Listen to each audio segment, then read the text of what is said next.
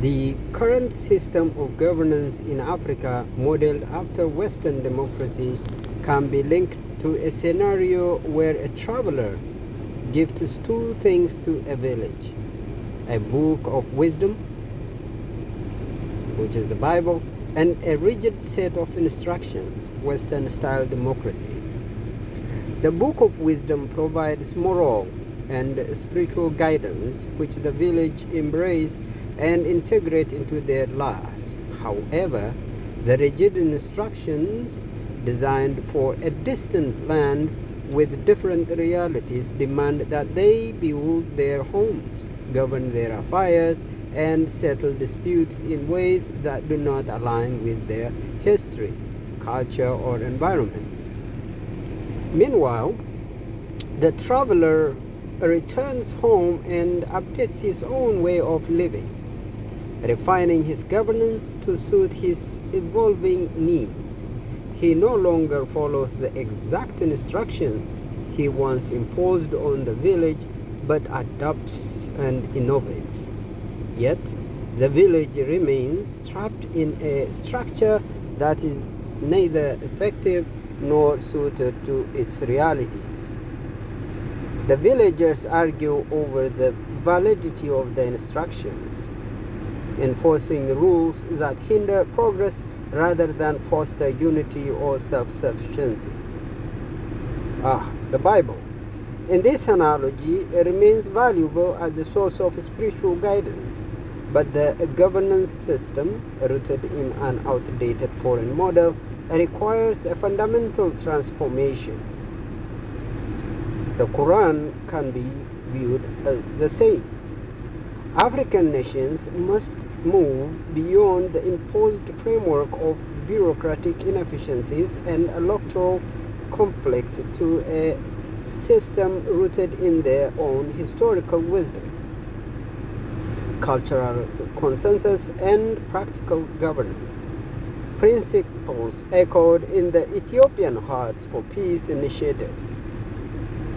The time has come not just to follow instructions, but to write a new manual based on African own experience, needs, and aspirations.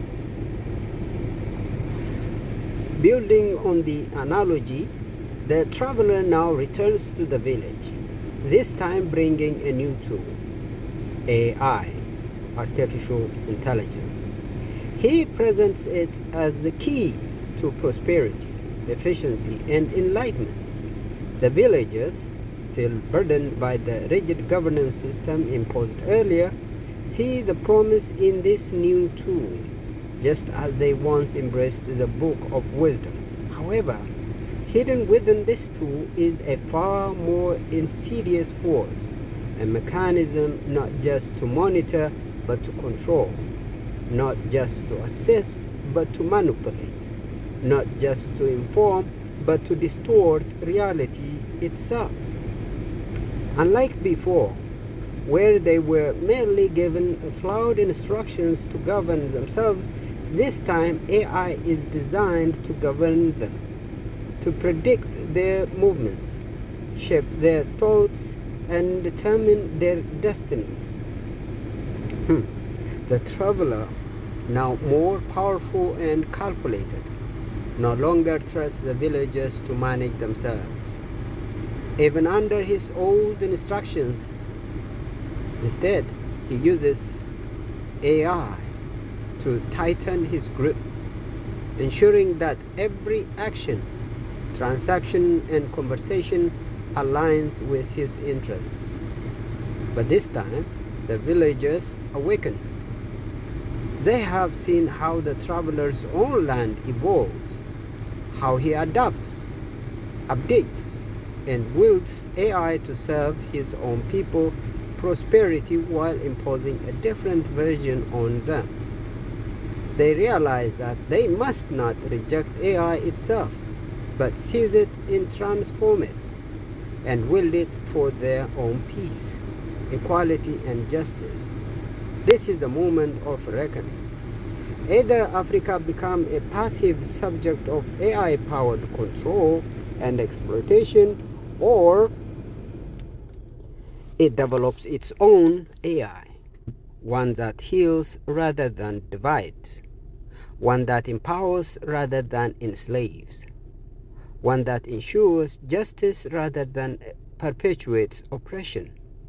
Just as Ethiopian Hearts for Peace initiative seeks to rewrite governance for unity and self-determination, Africa must now write its own AI future, not as a tool of subjugation, but as a force of peace, dignity, and true independence. One crucial dimension to explore is the urgency of developing Africa's own AI before the technology becomes an irreversible tool of subjugation. The traveler is no longer just an outsider, imposing a governance structure. He is now everywhere, embedded in the very fabric of life through digital systems, surveillance, predictive policing, and algorithmic decision making. This AI-driven system does not need soldiers, colonial administrators, or visible chains. It operates invisibly, shaping economies, politics, and even cultural identity without resistance. Africa has historically been placed in a reactive position,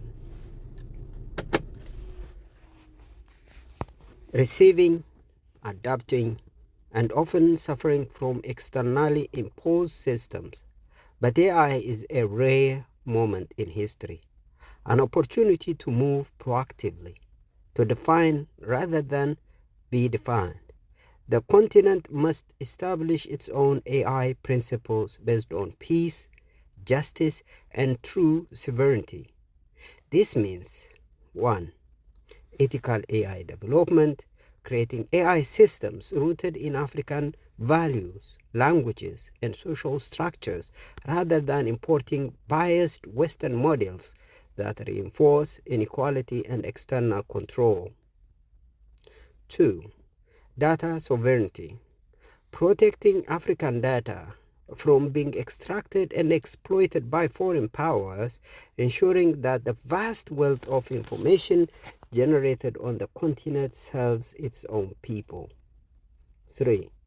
AI for peace and unity, deploying AI for conflict resolution, governance reform, and economic fairness rather than as a tool of oppression or misinformation.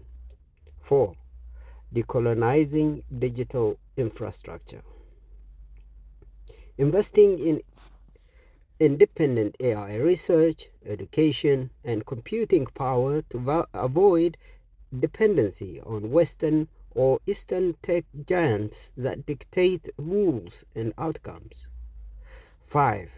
AI as a weapon of justice, not oppression, ensuring that AI is used to expose corruption, hold leaders accountable, and amplify marginalized voices rather than reinforcing existing power imbalances.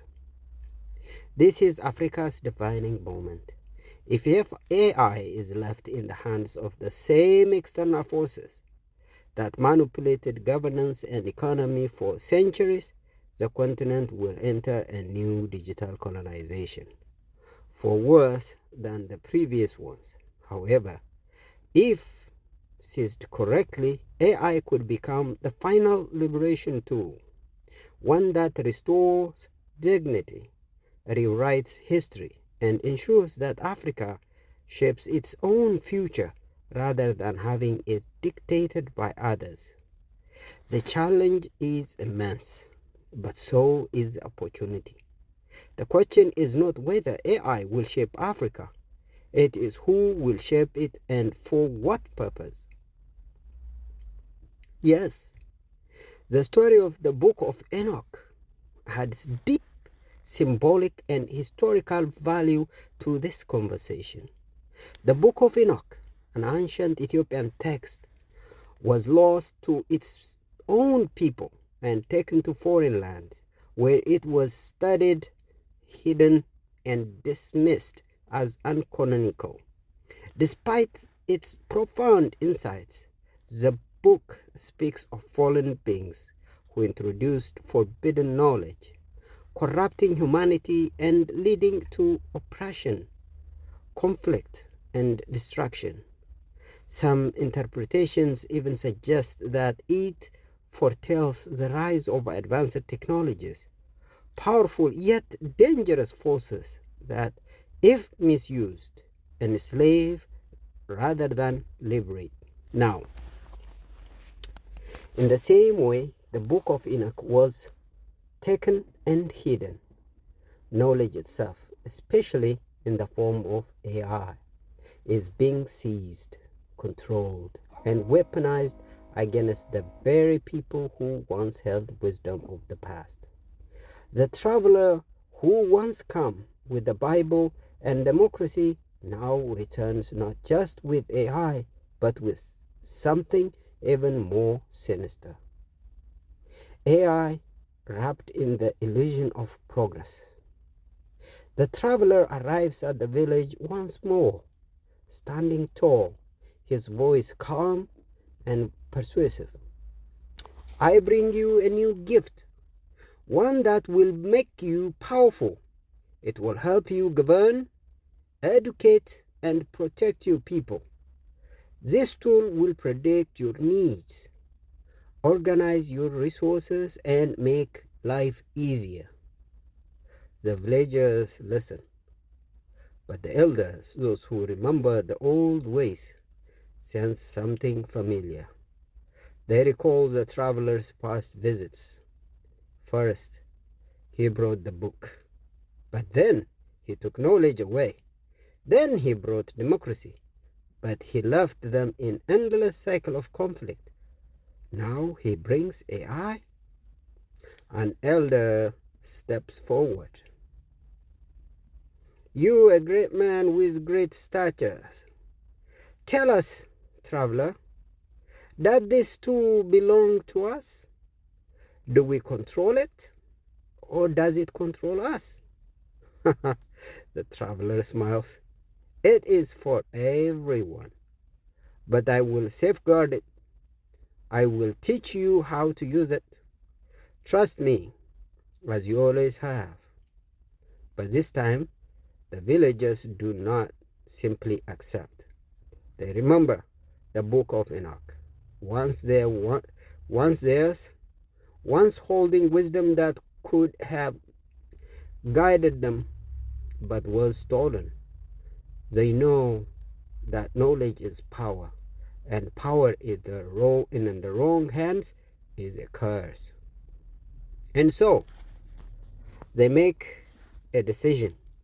This time, they will not let the traveler dictate their future. They will not allow AI to be another stolen book, another system of control. Instead, they will take the technology, transform it, and shape it into something that serves them for peace, justice, and true sovereignty. The traveler sees this resistance and realizes his grip on the villager is slipping. For the first time in centuries, the village is waking up. The lesson of the book of Enoch is clear. Knowledge, once lost, can be reclaimed. Africa's wisdom, once buried, can rise again. AI, once a tool for domination, can become a weapon of liberation. But only if the people seize it before the traveler locks it away forever.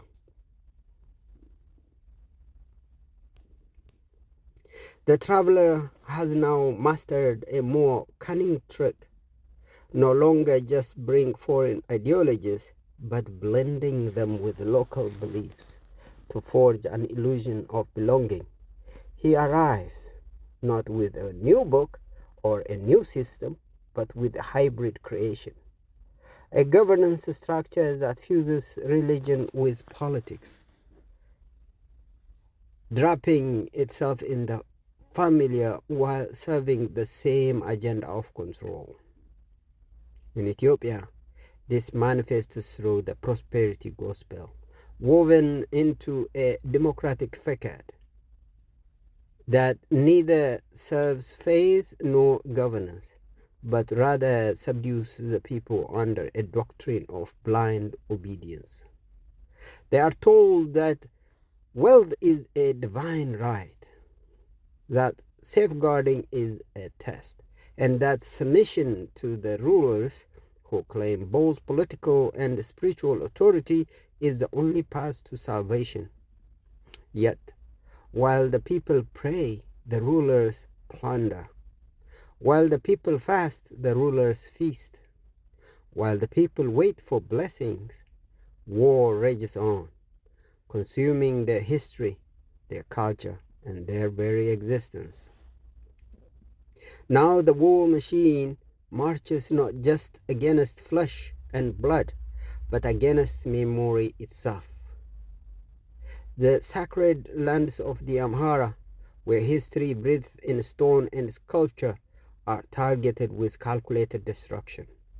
The ancient monasteries, once guardian of Ethiopian Orthodox Church hidden wisdom, are desecrated, some by the lands of looters, others by the fire of drones. The Ark of the Covenant remains unseen, but the covenants between faith, history, and identity are systematically shattered. In the name of development, historical corridors are erased under the guise of infrastructure. The disabled and the weak, the elders who remember, are swept aside as their homes become nothing but rubble. In the countryside, the destruction is even more brutal. Precision strikes from above, savage invasions from below. The past is being erased, not by time, but by intent. The traveler stands once more, addressing the people. Look ahead, not behind. The past is old, let it burn. The future is bright, let me guide you. But this time, the people see through the deception. They know that a future built on the ashes of history is no future at all. They realize that governance cannot be dictated by those who exploit faith for power, nor by those who use democracy as a weapon of division. They understand now that to reclaim their sovereignty, they must first reclaim their history. The monasteries still hold secrets, just as the Ark remains hidden. Ethiopia's true salvation does not lie in the traveler's promises, nor in the twisted gospel of submission, but in the revival of its own wisdom, in the unity of its people, and in a new governance forged by justice, history, and truth. The traveler has written the story for too long. Now the people must take the pen. The pen now writes a new chapter. African Hearts for Peace Initiative, where governance is no longer a game of empty promises and foreign scripts, but a technocratic system of meritocratic elections. Here, leaders are not chosen by mere rhetoric, but by results. A council of wisdom oversees governance, ensuring that those appointed deliver tangible progress. The people judge not by propaganda, not by foreign validation, but by the fruits of leadership in their own communities, their own backyards. But a great dilemma looms. The traveler, sensing the awakening of the village, has played his final hand. Over the centuries, he has not only taken the land, the resources, and the wisdom, he has taken the mindset of the best and brightest, molding them into reflection of himself. He has drained Africa for its intellectual lifeblood, reprogramming its children to see the world through his eyes, to think of these interests, to serve as his emissaries while bearing African names. Now, some of these children, lost in foreign lands, shaped by foreign ideals, begin to heed the call of home. Some come with sincerity, yearning to rebuild what was broken, but others, still tethered to the traveler's ideology, return as overseers, seeking to govern not as restorers, but as extensions of the system that once enslaved their ancestors. And so, the village stands at a crossroads. Do they welcome all their lost children back unconditionally, risking the infiltration of the travelers' puppets once again? Or do they judge them by their actions, by their willingness to unlearn, by their ability to serve not as masters but as equals? The elders gather. One of them, ancient and wise, speaks. We do not reject our children, but we do not accept change in new forms. Those who return must return as builders, not rulers. They must show they have freed their minds, that they serve the land, not the travelers who took them. If they seek power over us, they are no different from the ones who left us behind. The test is simple. Will they listen? Will they learn? Will they serve? Africa does not need saviors in suits or elites returning to govern the very people they abandoned. It needs builders, doers, and healers. Those who recognize that wisdom was never lost, only buried. This is not just a return. This is a reckoning, and the villages will not be deceived again. The pen writes one more, but this time it bleeds. A generation is running. Young girls seeking servitude in the Arab world. Young men and women sinking beneath the Mediterranean, perishing in the Red Sea, or vanishing in the scorching embrace of the desert. They are not just fleeing poverty, they are fleeing hopelessness, betrayal, and the slow suffocation of a homeland that offers them nothing but hardship. They have surrendered to a cruel choice, to die trying or to live kneeling. But the traveler, ever cunning, now turns them away. No, no, stay where you are. You are not welcome here.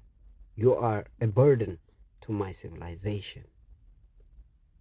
The very architect of Africa's suffering now build walls, deploy AI surveillance, and weaponize borders against those who once labored to build their wealth.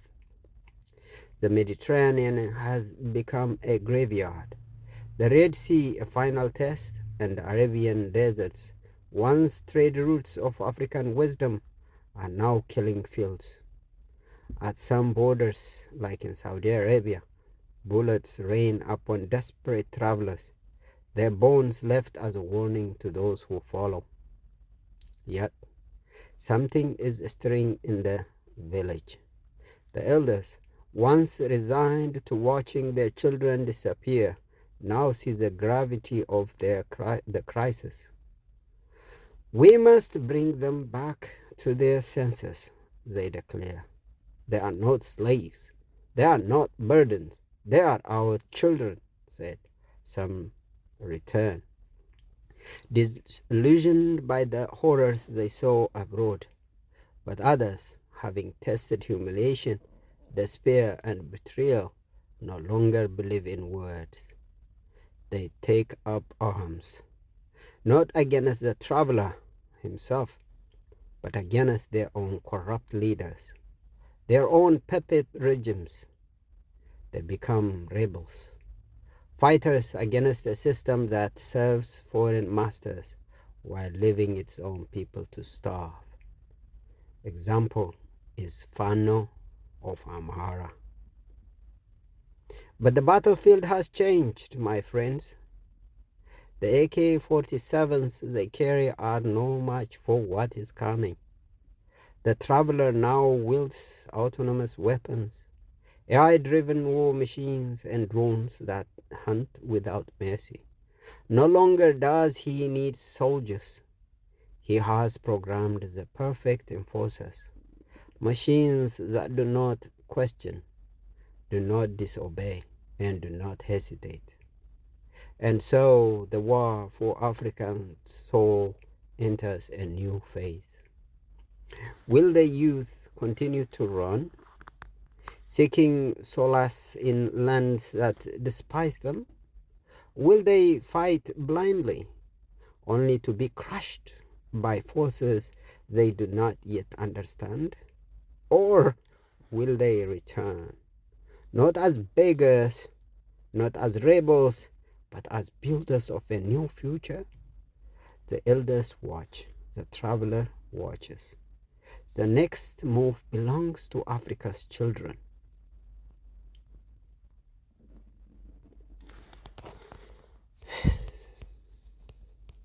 Oh.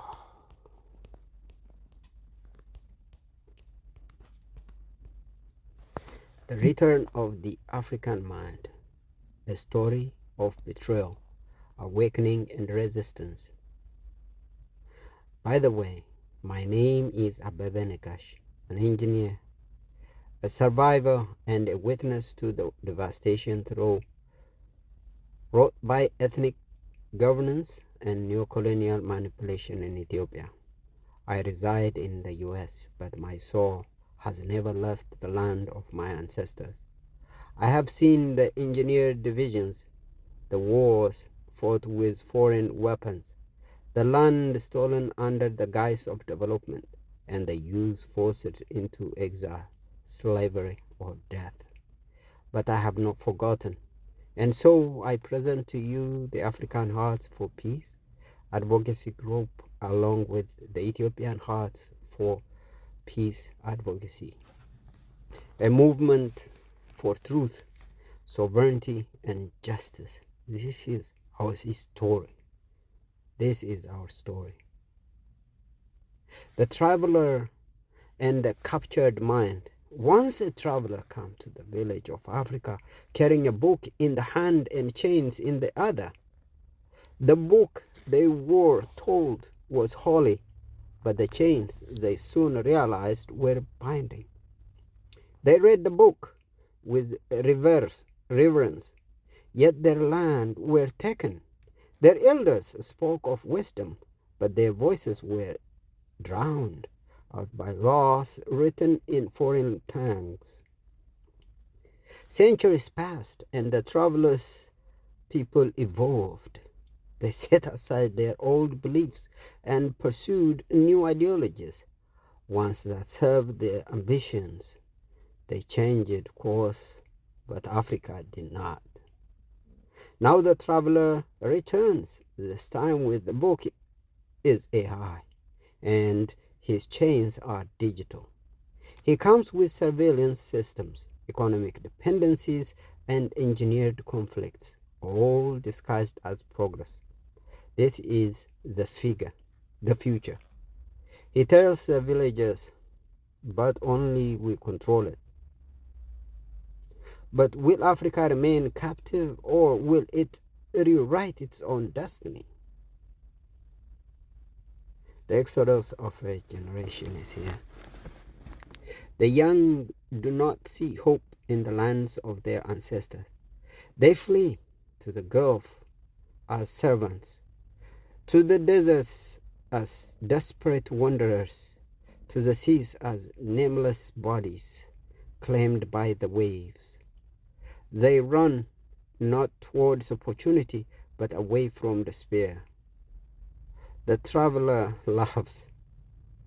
You begged to leave, and now you are a burden. They lock the doors.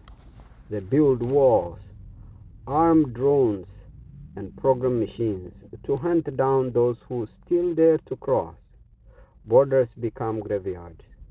Bones are left in the desert as warning, yet some resist, some turn back, not as refugees, but as warriors of the mind. So here we present to you African Hearts for Peace, the blueprint for Africa's reawakening. Africa stands at a crossroads, brothers and sisters. It can continue being plundered, divided, and brain drained, or it can rise.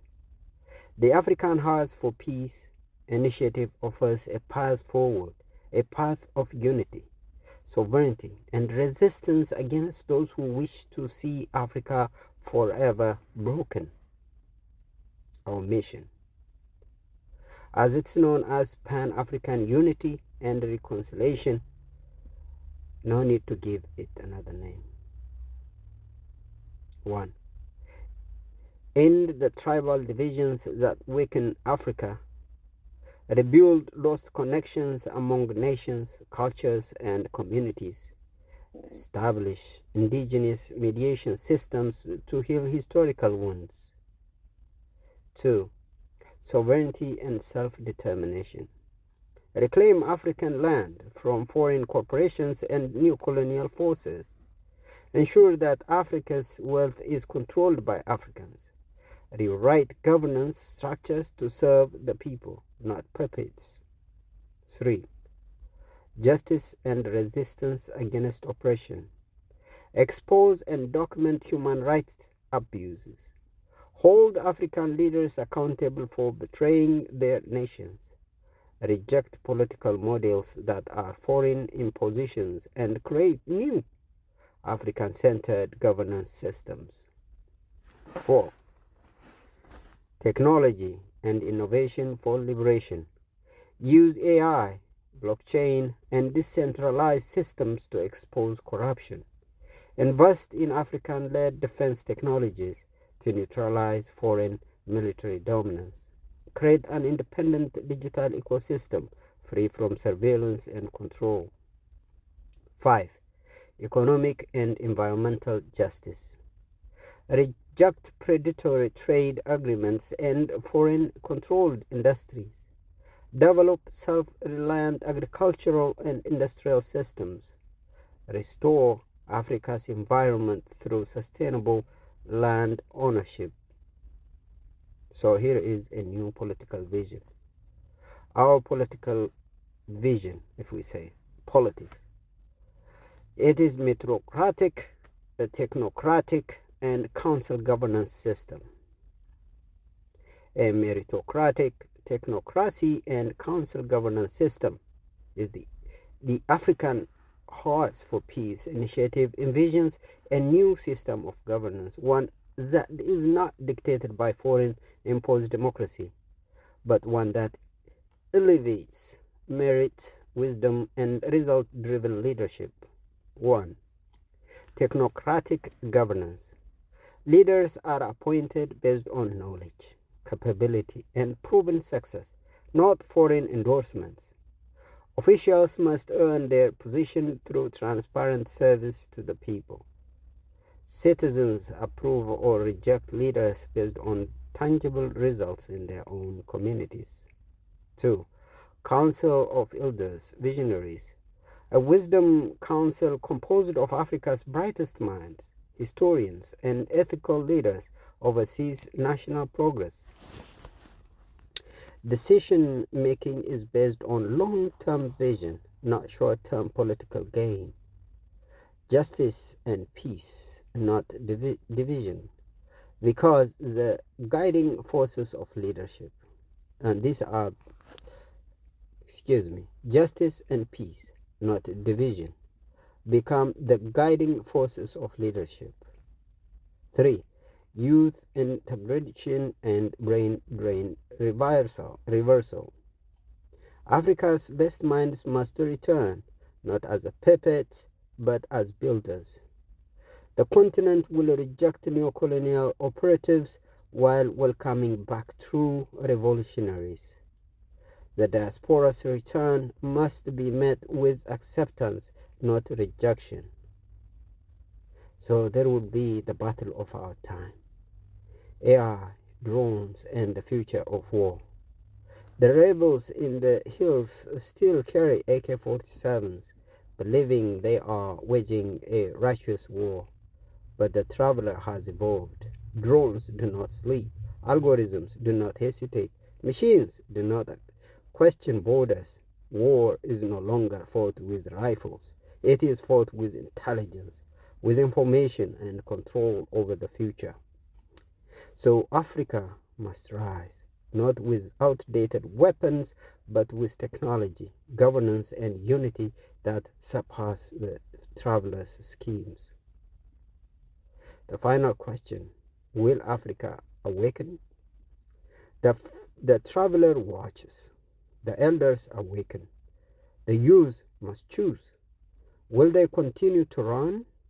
Will they fight an unwinnable war? Or will they rise and reclaim their future?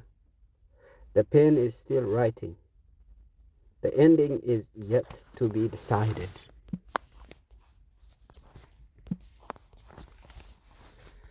Epilogue. The final stand for African soul. There comes a time in every civilization history when it must decide whether to exist or be erased. Africa has reached that moment. The traveler has tightened his grip. The controls the skies with drones, the land with laws, the minds with propaganda. He whispers to African leaders, offering them riches in exchange for betrayal.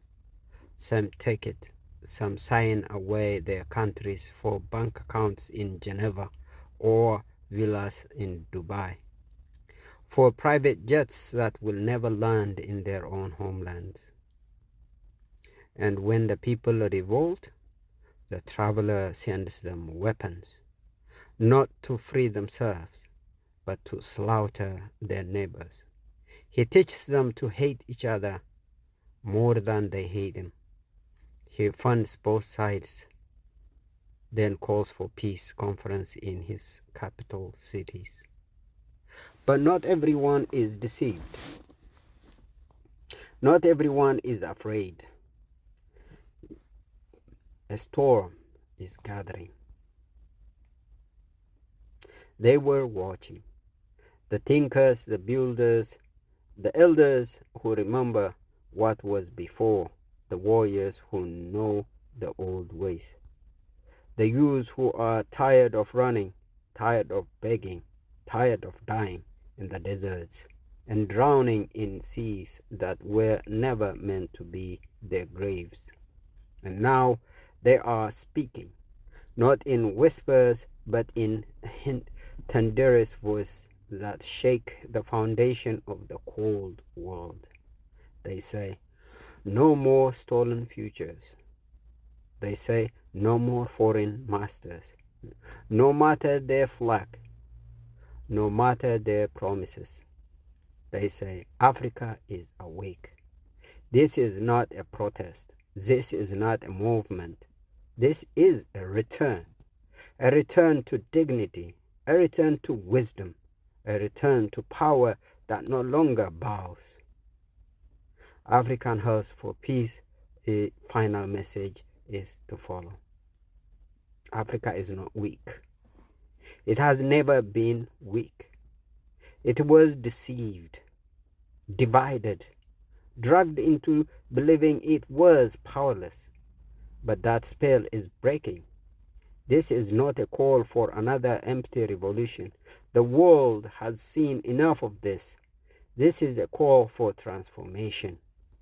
A call to the farmer, to the engineer, to the storyteller, to the scientist, to the warrior. A call to those who can build, who can create, who can strategize, not just those who can burn and destroy. Because true liberation is not the destruction of the old, but the birth of the new. To the leaders who have sold their people, your time is ending. To corporations who think Africa is still asleep, your empire is cracking. To the foreign powers who see Africa as a playground, prepare to be evicted. You cannot own a continent that is awakening. You cannot silence 1 billion souls that have remembered who they are. They can only watch as your stolen wealth, your puppet governments, and your artificial borders crumble under the weight of a people who finally know their worth. History is written by those who refuse to be forgotten. Africa, what will your story be? Will it be another tragedy? Another chapter of loss, betrayal, and silence? Or will it be a resurrection, a return to the greatness that was once stolen but never lost? The answer is not written in books. It is not decided in parliaments built by foreigners. It is being decided now by you. Rise! So rise, Africa. Thank you very much. My name is Abebe.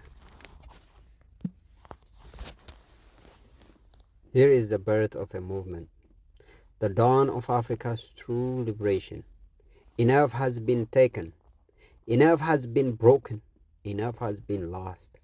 The traveler who first brought the book and the system has returned, this time with AI, surveillance, and weapons of the unseen war. The chains of the past have evolved. There are no longer iron shackles, but digital prisons, economic enslavement, and mental subjugation. The minds of our brightest children have been shaped to serve foreign masters, our lands auctioned under the guise of progress, and our history erased while our future is written by others. But here the movement begins. African Hearts for Peace, HP, the unstoppable force for Africa's new dawn. African Hearts for Peace is not a dream. It is an inevitable necessity.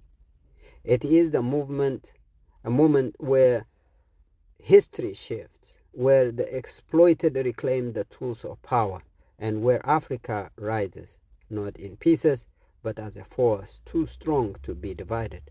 This is not a movement over words. This is action. Governance will change. Merit wisdom, and the result will replace corruption and ethnic puppetry. Technology will be reclaimed. AI, surveillance, and automation will not be used to oppress but to empower. Africa's resources will serve Africa's. No longer will outsiders set the price of Africa's wealth while its people starve. The exiled children will return, but not to beg for a place. They will return to build, to lead, and to restore. And if the forces of oppression say no, you cannot rise, then let the response be clear. Watch us. The battle is ahead. The last colonial war. Make no mistake, this is war, not fought with mere weapons, but with minds, economies, and systems. The last great colonial war is here, but this time Africa will not kneel. The first step is to unite, organize, and then mobilize. Create networks of truth to dismantle propaganda. Build local economic independence. Resist foreign puppets and neocolonial contracts. Take ownership of technology and create African-centered AI. Train the youth. not to serve, but to lead. The elders must awaken, the youth must rise, and the future must be forged, not in submission, but in sovereignty. History is watching. What will Africa choose? The traveler is here again, offering a new system of control. But now Africa has a choice. Will we accept this new slavery, disguised as technological progress and global integration? Or will we break the cycle, rewrite the narrative, and build a future where Africa is no longer a pawn, but a power? The time of waiting is over. The time of asking is gone. Africa does not need permission to rise. It begins now. We begin now. Thank you. The traveler's final revelation. The choice that will define Africa. The traveler came once before, bringing a book of wisdom stolen from the land of origins. He watched as foreign powers divided nations, reshaped identities, and turned brothers against each other. He saw how the people, deceived by illusions of democracy and prosperity, were left with nothing but war, displacement, and betrayal. Now the traveler returns, this time not with books, with machines. AI-powered surveillance systems track every movement. Borders are sealed and bullets greet those who dare to cross. The dream of escape has become a nightmare, and the promises of better life abroad is nothing more than a new form of slavery. In their desperation, some have chosen to fight, clinging to outdated weapons and a battle already lost to drones and unseen forces. Others have surrendered, resigning themselves to servitude under puppet regimes. But amidst the chaos, a new voice rises, the voice of awakening. The traveler stands before the people once more, but this time he does not offer false hope or empty promises. Instead, he presents a choice. Will Africa continue to be a continent of conquered, endlessly repeating the cycle of division, exile, and submission? Or will it rise, not through war, but through wisdom, not through borrowed systems, but through its own vision? The answer is clear. Africa's fate will not be written by outsiders. The African Hearts for Peace movement, AHP, will be the force that reclaims governance, technology, and economic destiny. The people will no longer be beggars at the gates of foreign empires. They will build their own. The traveler lives not with sorrow, but with certainty. He has seen what lies ahead. The battle is not over, but the awakening has begun. This time, Africa will not kneel. The future is calling. The choice has been made. The movement is unstoppable.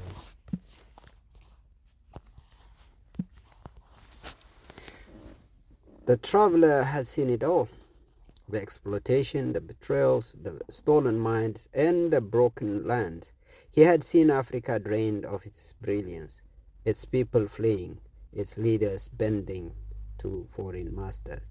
He had seen war waged by unseen hands, drones replacing soldiers, AI replacing human will. And now, after all these years, after all these battles, he returned home. But home was not as he had left it. The villages where wisdom once flourished had turned into islands of silence and suspicion. The young, once eager to learn and build, had become weary, some resigned to misery, others ready to fight, though they knew not against whom. The elders, keepers of memory, had grown bitter, watching history repeat itself under different names. And then The traveler looked deeper. He saw the inefficiencies, the betrayals, not from outsiders, but from within. He saw corrupt elites who would claim to fight for the people while hoarding wealth.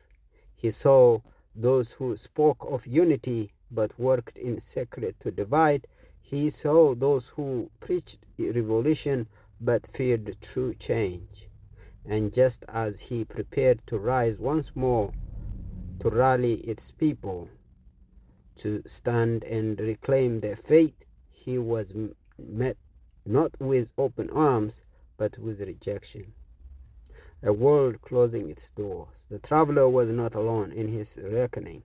Across the seas, the empire that had once lured his people away had now turned inward. Europe had closed its borders. No longer willing to bear the weight of migration, it built walls, patrolled water, and left the desperate to perish in the seas. America, once the beacon of false dreams, had turned on itself. Economic collapse, political decay, and internal strife had left it fractured. No longer able to play the master, it withdrew, abandoning the very puppets it had once installed across the world. The world that had once stolen Africa's children, its wealth, and its future was now crumbling under its own contradictions, and yet Africa still waited.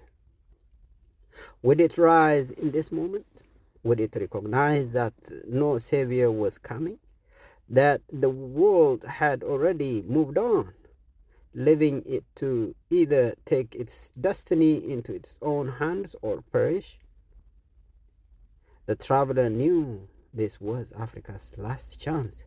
The enemy was not longer just foreign invader, but the fear within, the hesitation to break free, the self-doubt installed by centuries of subjugation. He stood before his people and asked, "Will you keep looking outward, waiting for answers that will never come? Or will you turn inward, see your own strength, and build the future with your own hands?" The rejectionists sneered. The comfortable elites scoffed. But in the eyes of the forgotten, the betrayed, the youth who had nothing left to lose, a fire was beginning to burn. The traveler had planted the final seed. Now the choice was theirs.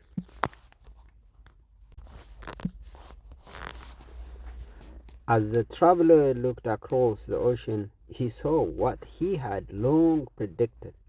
The empire was rotting from within. It had once stood as the beacon of modern civilization, the enforcer of global order, the self-appointed ruler of the world. But cracks had formed in its foundation. The people within its borders, once fed illusions of prosperity, were now trapped in a system that no longer served them. The cost of living soared, yet wages remained stagnant. Rent became a luxury. Families struggled to afford the simplest necessities. Interest rates crushed the dreams of home ownership. The middle class, once the backbone of the empire, was dissolved before their eyes. And while the people suffered, the ruling class continued to plunder, a disruptor from within. One of the traveler's kind, a disruptor, a man who had risen to global influence not through politics but through innovation, began to expose the inefficiencies. He revealed the worst, the corruption, the incompetence at the heart of the system. He mocked their leaders, questioned their institutions, and called for their dismantling. Under the administration of a leader who thrived on chaos and disruption, a quiet war was waged against the bureaucratic parasites that had long drained the people's wealth. Foreign aid programs once tools of influence and control were revealed to be nothing more than conduits of waste and abuse. The money sent abroad in the name of development was funding regimes of oppression, creating dependence rather than liberation. The traveler watched as the empire, once so arrogant in its global ambitions, now struggled to even maintain order within its own borders. A world turned inward. The empire had overextended itself.